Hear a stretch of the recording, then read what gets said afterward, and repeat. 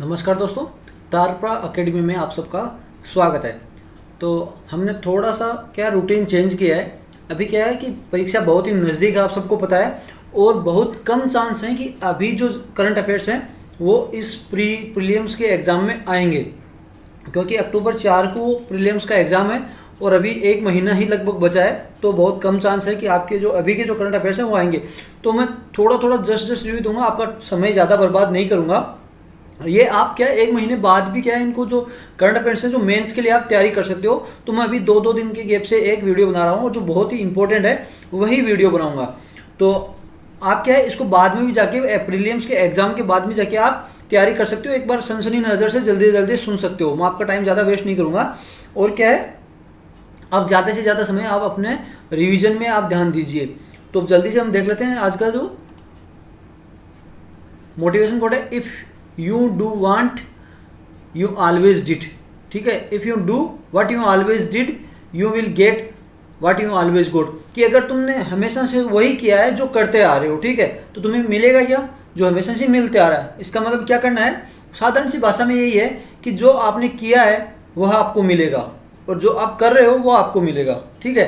तो मतलब आपको अगर कुछ चेंज करना है और अगर कुछ अलग पाना है तो आपको जो आप हमेशा से करते आ रहे हो उसको क्या है थोड़ा सा अलग करना है, ठीक है। अगर आप चाहते हो कि आप किसी एक मतलब पोस्ट पे काम कर रहे हो, कोई भी मान लो आप 3rd ग्रेड की जॉब पे काम कर रहे हो और आप चाहते हो कि मुझे क्या है आगे जाना है, तो आप जैसे जैसे हमेशा से करते आ रहे हो उससे से तो काम चलेगा नहीं। आपको फिर ज़्यादा पढ़ाई करनी पड़ेगी और ज़्यादा भी पढ़ाई को उससे, जब आपने 3rd ग्रेड का जॉब प्राप्त किया था उससे आपसे ज़्यादा पढ़ाई करनी पड़ेगी, इसलिए तो आप ऊंचा पाओगे। तो यही है कि अगर आपको जो पहले जो पा रहे हो अगर उससे अच्छा पाना है तो आपको काम भी अच्छा करना पड़ेगा। तो यही है, अपना रूटीन आप चेंज कीजिए अब। तो पहले जो मोस्ट इंपॉर्टेंट क्वेश्चन थे उनके आंसर देख लेते हैं। जो हरिपाथ मोबाइल थी वो किसके द्वारा लॉन्च की गई थी? Ministry of road and transport के द्वारा की गई थी। दूसरा जो किसके लिए डिजाइन की गई थी? तो monitor green cover along highways.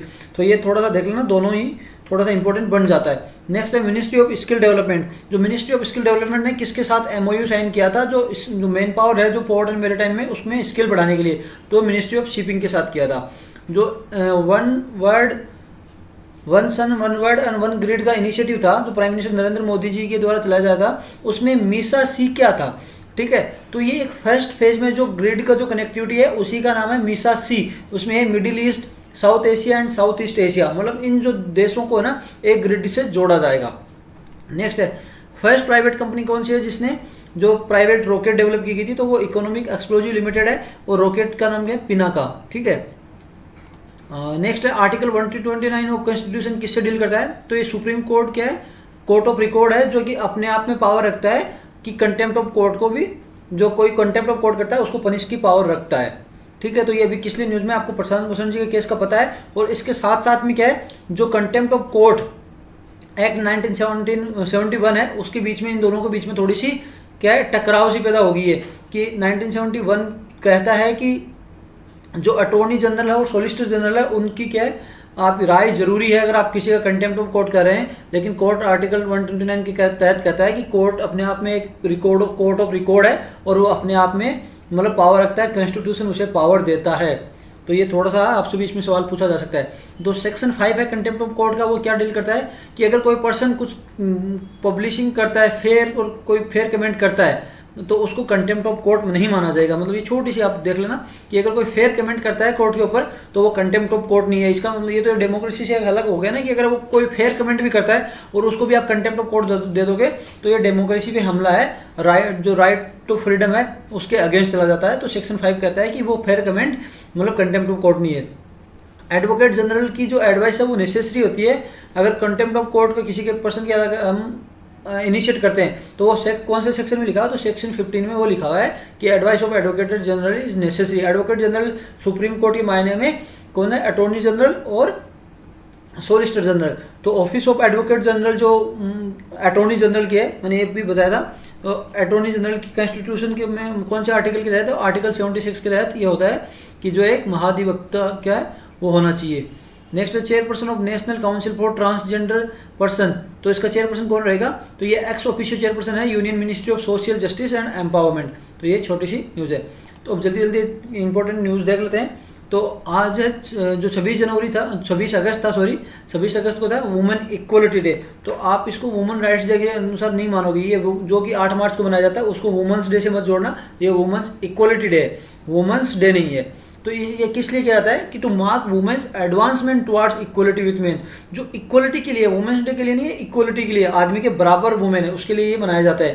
तो इस दिन क्या होता है कि जो 1920 में जो 19वां अमेंडमेंट था यूनाइटेड स्टेट का जो कॉन्स्टिट्यूशन 19वां अमेंडमेंट, उसके ये उपलक्ष्य में मनाया जाता है। 19वें अमेंडमेंट के तहत क्या है, यूनाइटेड स्टेट्स में क्या दिया गया था, वुमेन्स को राइट टू वोट दिया गया था। तो हमारे देश में कितना है कि हमारा जैसे देश आज़ाद हुआ था ना, उसी दिन से वुमेन्स को राइट टू वोट दे दिया गया था।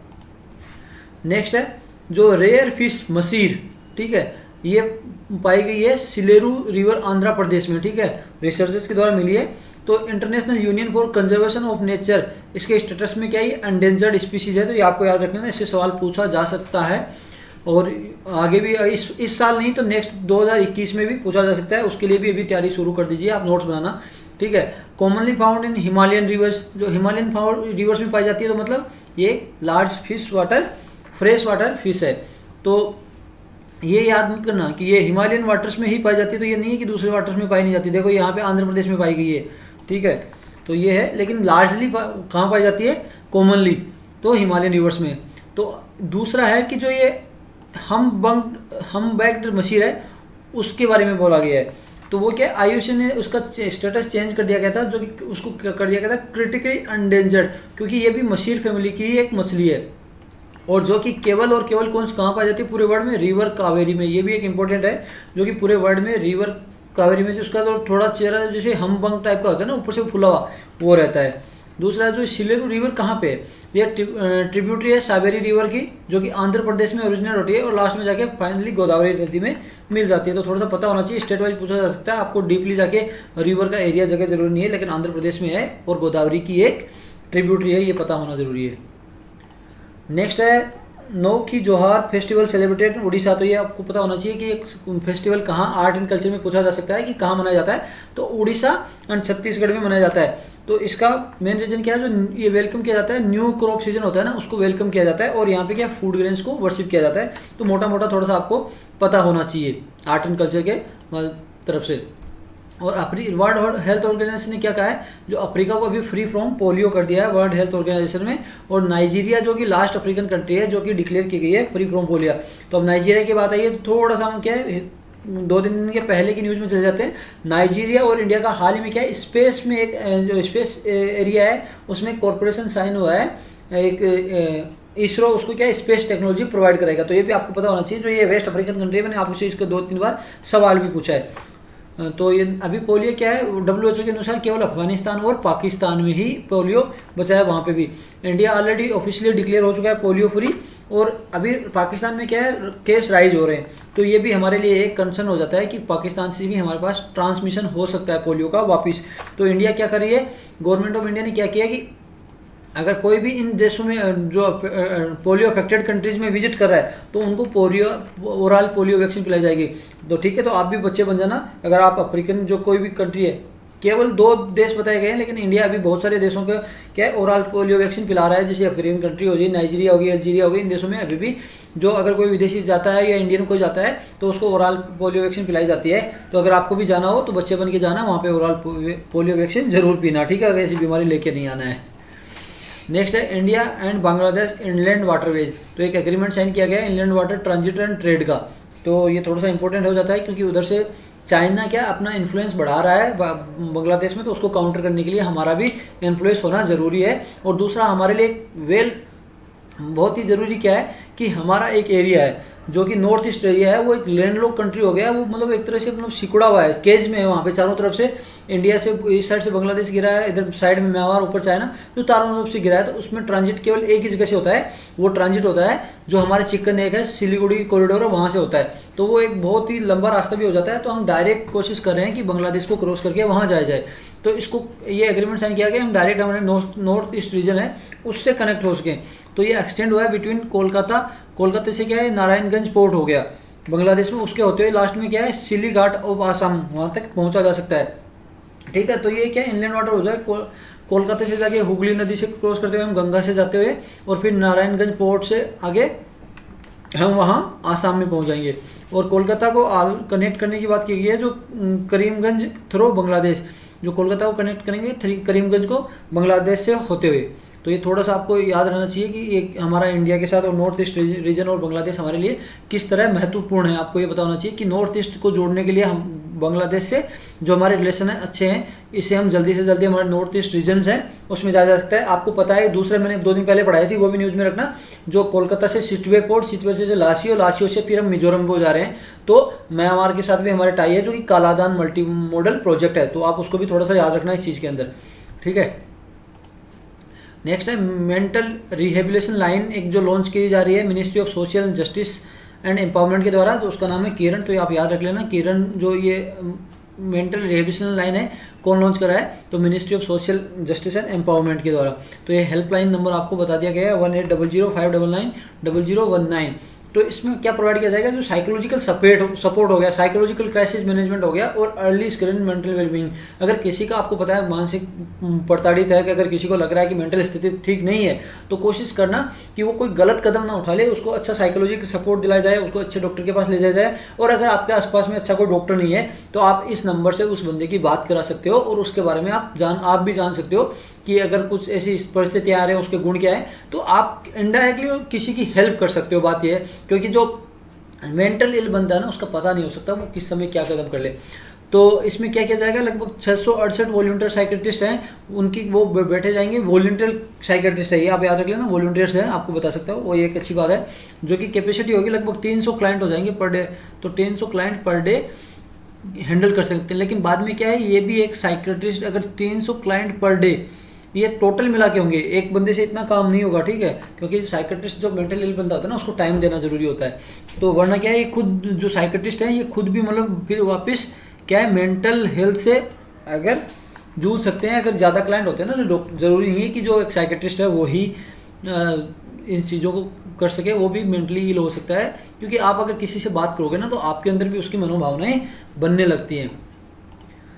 तो ये 13 लैंग्वेज में अभी हेल्पलाइन प्रोवाइड की जा रही है, जो कि गवर्नमेंट ऑफ इंडिया का इनिशिएटिव है। और गवर्नमेंट ऑफ इंडिया ने पहले क्या क्या इनिशिएटिव लिए, तो 1992 में मैं छोटा मोटा बताऊंगा अभी, केवल ऊपर से हम इसको देख सकते हैं। तो 1992 में गवर्नमेंट ऑफ इंडिया ने क्या है लॉन्च किया था national mental health programme to improve health mental status. तो ये एक तो याद रख लेना 1992 में क्या था। और अभी आपको पता है मेंटल हेल्थ केयर एक्ट 2017 आया था, तो उसमें मोस्ट इंपॉर्टेंट चीज़ क्या थी, तो आपको पता है ये इसमें ज़्यादा जरूरी नहीं है कि उनको रिहेबिलिट किया जाए, उनको सहायता की जाए, ये 3-4 पॉइंट तो कॉमन होते हैं हमेशा, ठीक है।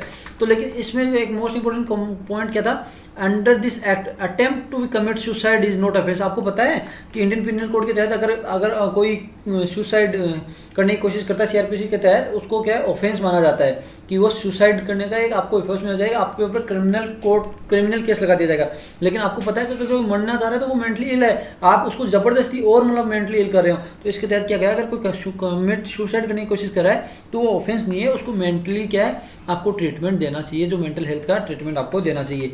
तो ये एक अच्छी बात है इस बिल की। नेक्स्ट न्यूज़ है एक्सपोर्ट प्रिपेयर्डनेस इंडेक्स 2020 लॉन्च किया गया था, वो है नीति आयोग के द्वारा, ठीक है। तो इसमें नीति आयोग का साथ में किसने दिया, इंस्टीट्यूट ऑफ कॉम्पिटिटिवनेस ने इसने साथ दिया है, दोनों ने मिलके एक्सपोर्ट प्रिपेयर्डनेस इंडेक्स तैयार किया है। तो आपको अभी क्या है इकोनॉमी के लिए आपको ज़रूरी है, क्योंकि इकोनॉमी अभी हाल ही में बहुत हमारी डामाडोल चल रही है। तो इसमें क्या गुजरात ने सबसे ज़्यादा टॉप किया है, तो एक्सपोर्ट का हो गया तो गुजरात ने टॉप किया। आपको पता है गुजरात में कांडला पोर्ट हो गया जो एक मेजर हब है एक्सपोर्ट का, तो इसमें गुजरात ने टॉप किया है। और उसके बाद महाराष्ट्र और तमिलनाडु ने इसके पीछे रहे। और because of their location near coast, तो आपको पता है ये कोस्ट से सबसे ज़्यादा एक्सपोर्ट होता है, तो वहाँ पे सुविधाएं भी ज़्यादा होनी लाजमी है। और जो लैंडलॉक्ड स्टेट है उसमें सबसे ज़्यादा टॉप किया है राजस्थान ने, और उसके बाद तेलंगाना और हरियाणा ने। और हिमालयन जो स्टेट है वो भी थोड़ा सा आपको याद रख लेना कि हिमालयन स्टेट में उत्तराखंड ने टॉप किया, उसके बाद में त्रिपुरा और हिमाचल जो उसके फॉलो किए गए। तो इंडेक्स प्रिपेयर किया गया था जो एक्सपोर्ट जो पॉलिसीज हो गई उनको, एक्सपोर्ट का जो इकोसिस्टम है वहाँ पे कैसा है, बिजनेस का इकोसिस्टम कैसा है और वहाँ पे एक्सपोर्ट की परफॉर्मेंस क्या है, उनके तहत ये इंडेक्स तैयार किया गया है। नेक्स्ट है China launches warship for Pakistan navy.